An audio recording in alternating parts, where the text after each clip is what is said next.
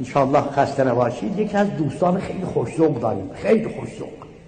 این در یکی از شهرستان‌ها واقعا هم زحمت می‌کشید، نمیدونم دبستان درست کرد، دبیرستان درست کرد، حوزه علمیه درست کرد و هیئت‌های درست کرد و مرد فرهنگی بود و خیلی خودساز بود، واقعا خیلی کار می‌کرد.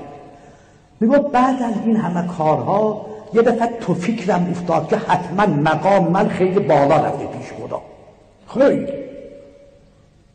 به تا آخرین درجه تکامل رسیدم من.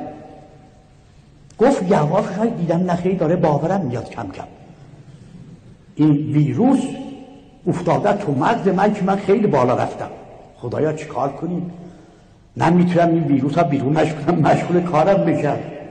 ولی زده به ذهنم، گفتیم بریم خدمت امام رضا یه زیارتی بکنیم، اونجا از امام رضا بخوایم که خدا بخواهد که یک نفر از این زوار که از اینجا رد میشه یه جمله بگه من بفهمم مقامم به کجا رسیده.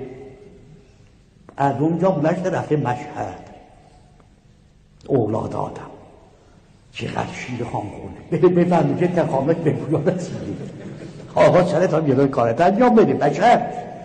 رفتم اون رو زیارت کردم، بعد ایستادم گفتم خودت میری برای چه آمدم.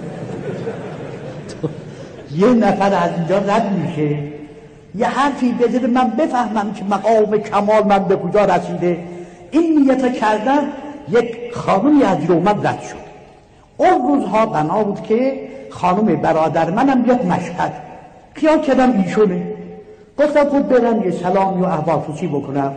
رفتم از پشت سلام کردم، او نبود. برگشت گفت خیلی خیلی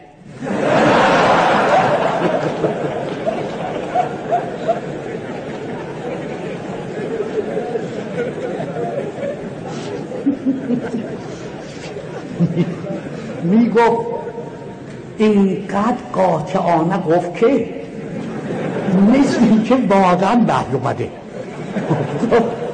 من خندم گرفت رو نیتم، خندم گرفت و میگفت بدتر شد. گفت شک داری؟